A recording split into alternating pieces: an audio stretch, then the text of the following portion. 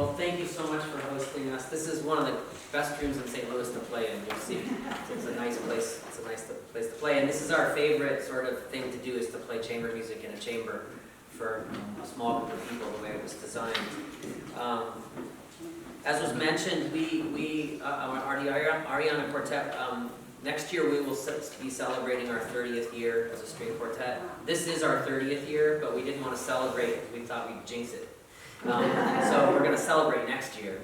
We're in our 22nd year in St. Louis as the faculty at UMSL. We came as a quartet to build the string area and be part of the music department. And what we do in the summer with our Arianna Chamber Music Festival is a passion of ours. We bring St. Louis students together to form quartets, and then we bring students from out of St. Louis and actually internationally. This year probably that won't happen because of COVID restrictions. No, it's fine. It's fine. He's going to say why you That's right. He's waiting for Yeah. He just wants to say. I'll get it.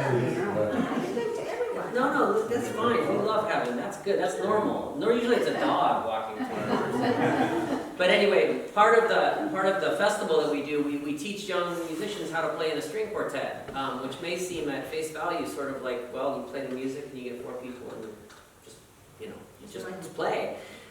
It's complicated playing in a string quartet because it's the ultimate sort of shared leadership experience. It presents a lot of communication challenges because most of our communication is critical input. Nobody ever stops and says, "You sound so beautiful today. Can we play again because you sound so beautiful?" That doesn't happen. You're slow, you're late, you're loud, you're high, you're low. And there's also sort of a mathematical sort of relationship that the composers are playing with, and I'm just pointing this out so as you listen to us, you can kind of keep track of that. So in a string quartet, there's a possibility of 6 duos and 4 trios. And what a composer will do to provide variety to the listener is play with our perception of how the music is moving through the group. So it's not, the theme won't just stay in the first violin. It'll move through, it'll be splintered and divided. When we teach and when we rehearse, part of our job is to understand how the composer was structuring that in a hierarchical way.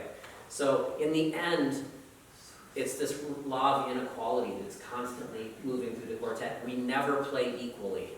So if you have a chord with bom, bom, bom, bom, bom, there's a hierarchy to who plays more and who plays less so that you hear expression. Otherwise, it would sort of cancel itself out.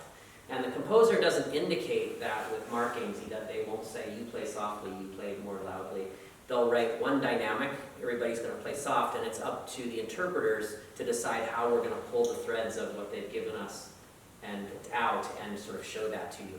So that's what we spend a lot of time talking about. And so there's not only the sort of vertical organization of how we're organizing the chords and the colors, but then there's the horizontal sort of lateral motion of how are we getting from one place to another, up and down with the sound. That takes a lot of organization with the bows, and for many young players, even young professional players, it's not something that they've had to tackle as intensely. When you play in an orchestra and you're playing in a section, you're taught to blend, not stick out, and it's blockier. Things are a little bit louder, softer. That's what a conductor does. When there's no conductor, that has to be taken care of with conversation and problem solving. So I only say that because the first piece that we're going to play for you by Mozart is one of these sort of virtuoso compositions that demonstrates how, with a fairly transparent and clear texture, how much variety and expression can be created. Mozart wrote this quartet. It's in B flat major, K589, for those who are keeping track. He wrote this in 1 year before he died. Of course, he didn't know he was going to die. So he was 34 years old. He was struggling financially, and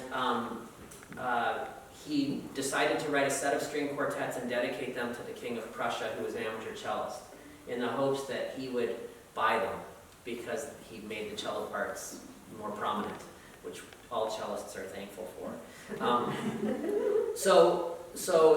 What you'll hear in the texture is a very genial, beautiful. Everything is very beautiful, non-confrontational. There's a touch of operatic influence, of course, because of Mozart's writing of operas.